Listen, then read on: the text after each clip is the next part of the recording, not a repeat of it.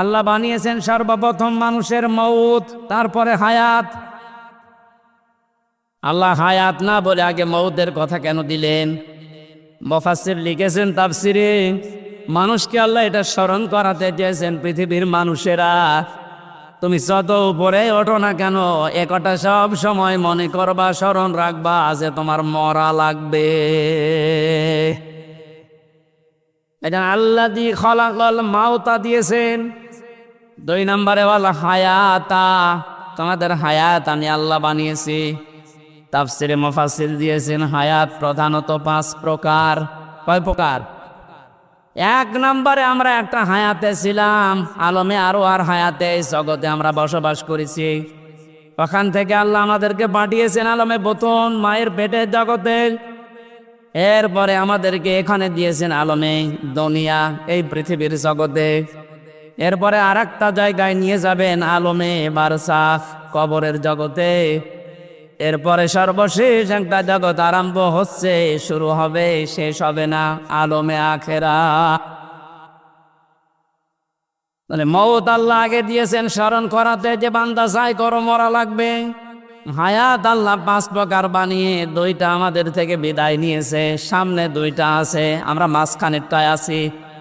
এখান থেকে বোঝা যায় সামনে পেছনে যেহেতু 2টা চলে গেছে, সামনের 2টা হায়াত আমাদের কাছে মাস্ট বি, বারজাখ আর আখেরাত আসবেই। কথা বলেন ঠিক কিনা? যেহেতু মাসেরটা আছে, এ জগতের কাজ হচ্ছে লিয়াবলুয়াকুম, তিনি তোমাদেরকে পরীক্ষা করতে চান।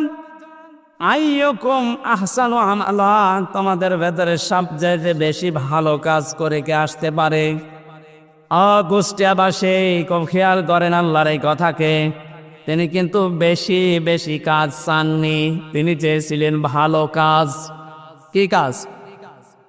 কুষ্টিয়াবাসী একটু খেয়াল করেন তো, তাফসির মাহফিলে তাফসির শোনার জন্য মন দিয়ে যারা বসে আছেন, 2টা জগৎ চলে গেছে অলরেডি, আর একটা জগৎ 2টার সামনে আছে। মাঝখানেরটায় আল্লাহ যেটা দিলেন আহসানু আমালা, আল্লাহ বেশি কাজ চান না, তাহলে আহসারু আমালা দিতেন। আল্লাহ দিয়েছেন আহসানু, ইসমে তাফসির, আমি সবচেয়ে ভালো কাজটা চাই, বেশি কাজ চাই না। বাস্তবে আয়াতের পুরা উল্টা। এই 15.5 বছরে আপনি দেখেছেন বহু কাজের হাতে দিয়েছে, কিন্তু কাজগুলো ভালো হয়নি। কুষ্টিয়ার মেডিকেল কলেজের দিকে তাকান, হওয়ার আগেই ভেঙে পড়ে গেছে। এটা বানিয়ে বললাম। আমি জেলখানায় থাকতে যুগান্তর পত্রিকায় যেই দিন দেখেছি যে বানানোর আগে, উদ্বোধনের আগে পড়ে ভেঙে গেছে। আপনার অত বড় কাজের আঞ্জাম দেওয়া কি দরকার? কাজটা ভালো করে করেন। আল্লাহ বেশি কাজ চান না, আল্লাহ কি চান? আরো জোরে বলেন। কাজটা ভালো হওয়ার জন্য 2টা শর্ত। 1 নম্বরে দেখা লাগবে ওর ভেতর আল্লাহর বিধান আছে কিনা।